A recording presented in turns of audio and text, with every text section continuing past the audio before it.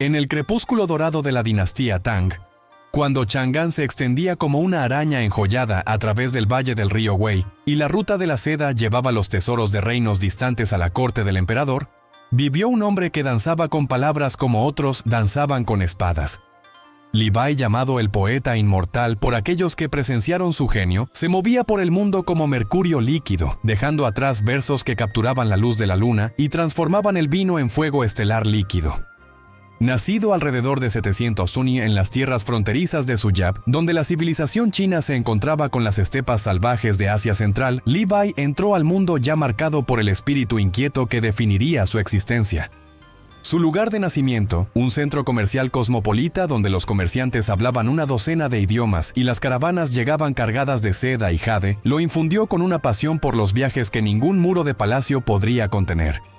El mismo aire que respiró de niño estaba espeso con relatos de montañas distantes y cortes extranjeras, de monasterios budistas ocultos en picos envueltos en nubes y ermitaños taoístas que habían descubierto el secreto de la inmortalidad. Desde sus primeros años, Li Bai mostró la peculiar combinación de brillantez académica y espíritu rebelde que lo haría tanto querido como peligroso para el establishment Tang. Mientras otros niños memorizaban los clásicos de memoria, el joven Li Bai absorbía los textos antiguos como una esponja bebe agua. Luego retorcía sus significados en algo completamente suyo. Sus tutores se maravillaron de su talento precoz incluso mientras se desesperaban por su negativa a seguir caminos convencionales. El niño que debería haber estado preparándose para exámenes imperiales en su lugar pasaba sus días componiendo versos sobre peleas de espadas y vuelos de dragones, su imaginación ya volando mucho más allá del mundo mundano del avance burocrático. La dinastía Tang en la que Li Bai maduró era la civilización más gloriosa que el mundo había visto hasta entonces. Un reino donde el arte y la literatura florecían bajo el patrocinio imperial, mientras los ejércitos aseguraban las fronteras contra incursiones bárbaras. El emperador Xuanzong, conocido en la historia como Ming Wang el Brillante, presidía esta era dorada desde su trono en Chang'an, una ciudad tan magnífica que los embajadores extranjeros lloraban al ver por primera vez sus pagodas imponentes y bulevares interminables. Sin embargo, por todo su esplendor, la sociedad Tang permanecía rígidamente jerárquica, sus oportunidades limitadas a aquellos que podían navegar las aguas traicioneras de la política de corte y el examen burocrático. Li Bai, sin embargo, era constitucionalmente incapaz de tal conformidad. En lugar de perseguir el camino tradicional del avance académico, eligió el camino menos transitado, convirtiéndose en un caballero andante vagabundo de la literatura, que llevaba su pincel y piedra de tinta desde templos montañosos hasta tabernas ribereñas. Sus poemas tempranos rebosan de la libertad embriagante de la juventud desatada sobre un mundo de posibilidad infinita. Versos sobre duelos de medianoche peleados bajo lunas otoñales, sobre maestros taoístas que le enseñaron las artes secretas de la alquimia, sobre amistades forjadas sobre copas de vino que brillaban como luz estelar capturada. La reputación del joven poeta se extendió por las redes culturales del imperio como fuego, llevada por comerciantes viajeros y eruditos vagabundos que habían presenciado su habilidad legendaria para componer versos perfectos mientras estaba completamente borracho. Los relatos proliferaron de los talentos sobrenaturales de Li Bai. ¿Cómo podía vaciar un jarro de vino e inmediatamente producir un poema que haría llorar a hombres adultos? ¿Cómo una vez desafió a la luna a un concurso de bebida y ganó? Cómo su pincel se movía sobre el papel con la gracia fluida de un maestro espadachín blandiendo su hoja. Si estas historias eran verdaderas, importaba menos que lo que representaban, la emergencia de un genio poético que se negaba a ser limitado por restricciones convencionales. La poesía de Li Bai poseía una cualidad que la literatura china nunca antes había logrado: la capacidad de hacer que lo imposible pareciera no solo plausible, sino inevitable. Sus versos transformaban experiencias cotidianas en aventuras míticas, convirtiendo un simple paseo en bote en un viaje épico, a través de paisajes habitados por dragones e inmortales. Cuando escribía sobre beber vino, los lectores podían saborear el grano fermentado en sus lenguas. Cuando describía picos montañosos, sentían el aire delgado quemando sus pulmones. Cuando lamentaba amigos partidos, su dolor se convertía en el suyo propio. Esto no era mera virtuosidad técnica, sino algo que se acercaba a la magia, el poder de transmutar experiencia base en oro literario. El momento definitorio de la carrera de Li Bai llegó en 742, cuando su fama creciente finalmente alcanzó los oídos del mismo emperador Xuanzong. el monarca anciano, cada vez más absorbido en su infatuación con la hermosa concubina Yang Guifei, se había cansado de las formalidades rígidas que rodeaban la vida imperial. En Li Bai, percibió la posibilidad de compañía artística genuina. Un poeta cuyo espíritu no convencional podría respirar aire fresco en la atmósfera sofocante del ritual de corte.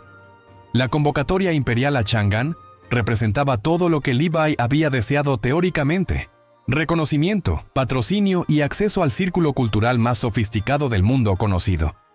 Sin embargo, desde el momento de su llegada a la corte, Li Bai se encontró atrapado en una jaula dorada de su propia reputación. El emperador se deleitaba en la capacidad de su compañero para componer versos exquisitos bajo demanda, particularmente poemas celebrando la belleza etérea de Yang Guifei, que transformaban el cálculo político en romance trascendente.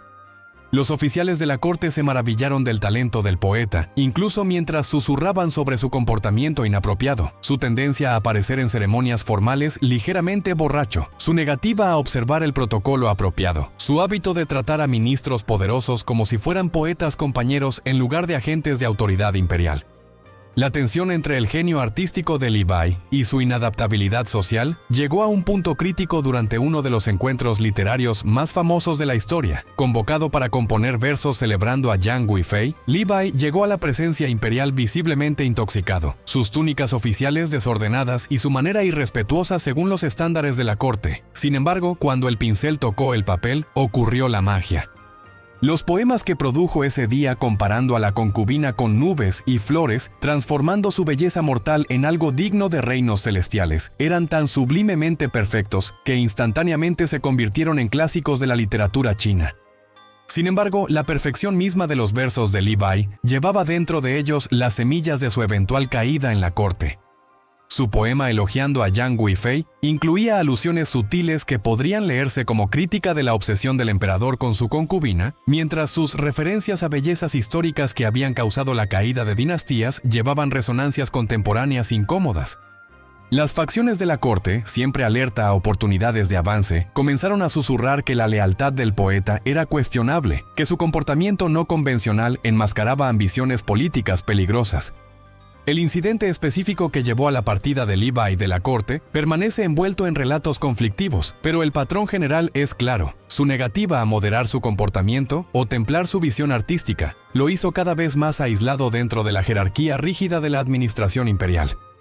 Algunas fuentes sugieren que fue despedido después de una violación particularmente atroz del protocolo. Otras afirman que pidió permiso para irse, encontrando la vida de corte incompatible con sus necesidades creativas. Lo que importa más que los detalles precisos es la incompatibilidad fundamental entre el genio artístico genuino y el poder institucional, una tensión que definiría la relación de Li Bai con la autoridad durante toda su vida.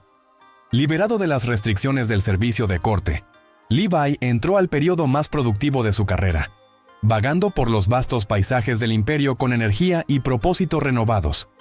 Su poesía de este periodo logra una fusión sin precedentes de emoción personal y visión cósmica, transformando experiencias individuales en verdades universales.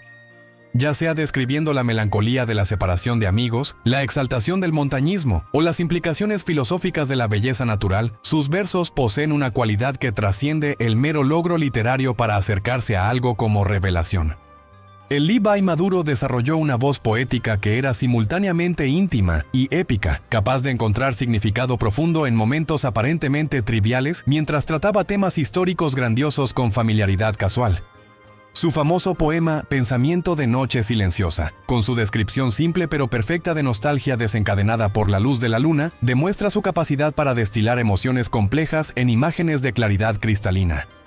Sin embargo, era igualmente capaz de componer narrativas históricas vastas que barrían a través de siglos, transformando figuras legendarias en seres humanos vivos y respirantes cuyas luchas iluminaban verdades eternas sobre el poder, la lealtad y la inevitabilidad del cambio. La vida personal de Li Bai durante estos años vagabundos fue tan no convencional como su poesía, marcada por amistades que trascendían límites sociales y vínculos románticos que desafiaban la moralidad convencional. Formó lazos particularmente cercanos con poetas compañeros como Du Fu, cuyo verso más disciplinado y socialmente consciente proporcionó un contrapunto fascinante a la brillantez espontánea de Li Bai.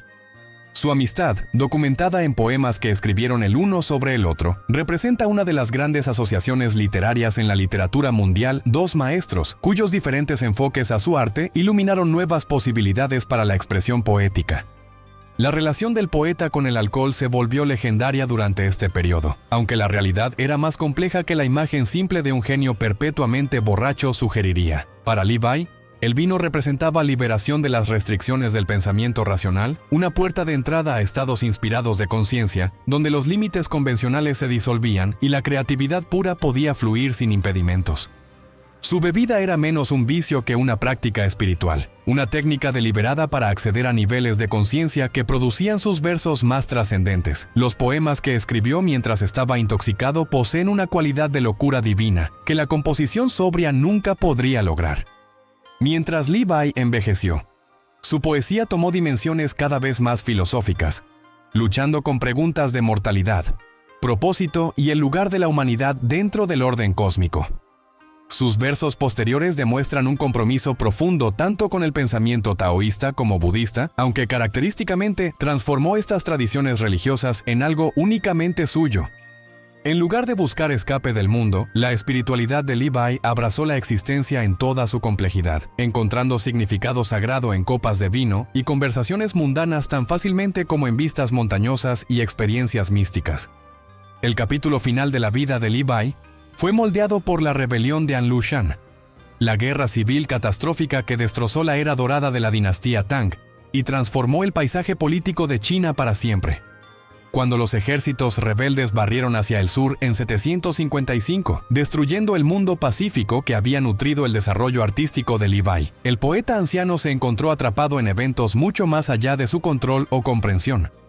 Su decisión de aceptar patrocinio de uno de los participantes de la rebelión, una elección motivada más por necesidad práctica que convicción política, tendría consecuencias devastadoras para sus años finales. El colapso de la rebelión y la restauración de la autoridad imperial colocaron a Levi en una posición imposible, sospechoso de traición por el gobierno victorioso a pesar de su fundamental falta de ambición política. Su arresto y posterior exilio a la frontera sureña remota representó un final trágico para una carrera que había traído más gloria a la civilización china que cualquier número de generales exitosos o administradores eficientes.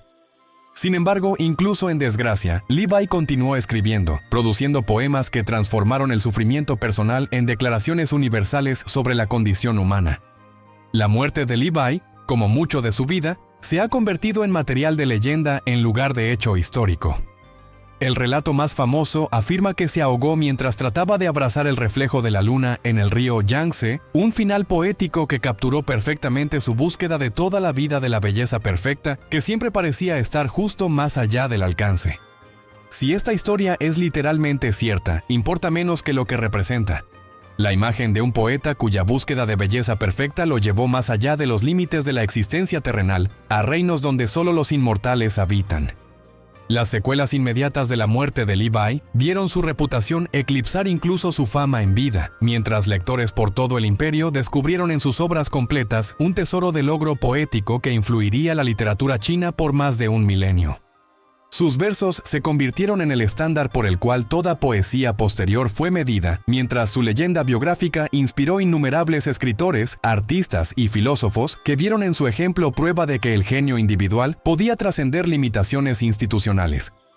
La influencia de Levi en la cultura china se extiende mucho más allá de la literatura a reinos de filosofía, espiritualidad e identidad nacional. Su poesía proporcionó un vocabulario para expresar actitudes distintivamente chinas hacia la naturaleza, amistad y la relación entre creatividad individual y responsabilidad social. Durante más de 1000 años, los chinos educados han recurrido a los versos de Levi para consolación en tiempos de dificultad, inspiración en momentos de duda y compañía durante periodos de aislamiento. Sus palabras se han vuelto parte del ADN cultural de la civilización china, citadas por todos, desde emperadores hasta campesinos, como expresiones de experiencias humanas universales. El encuentro del mundo moderno con Levi a través de la traducción ha revelado la universalidad de su visión, demostrando que la gran poesía trasciende límites lingüísticos y culturales para hablar directamente al corazón humano. Su capacidad para encontrar significado cósmico en momentos íntimos, su fusión de profundidad filosófica con inmediatez emocional y su celebración de la libertad individual dentro del orden universal continúan resonando con lectores que pueden no saber nada de la política de la dinastía Tang o la cultura china tradicional. Li Bai permanece como el poeta inmortal no porque su cuerpo físico logró inmortalidad literal, sino porque sus palabras continúan viviendo y respirando en las mentes de lectores más de 12 siglos después de su muerte. En una era de globalización creciente y homogenización cultural, su ejemplo nos recuerda que los logros más altos de la creatividad humana emergen de la intersección del genio individual con tradiciones culturales específicas, que el arte verdaderamente universal debe primero ser profunda, auténticamente local. El hombre que danzó con palabras bajo las lunas de la dinastía Tang continúa su danza hoy, sus versos aún capaces de transformar vino en fuego estelar y luz de luna en poesía pura. Li Bai logró la única inmortalidad que importa, el tipo que vive en corazones humanos y habla a través de los siglos en el lenguaje eterno de la belleza, la verdad y el espíritu humano inconquistable.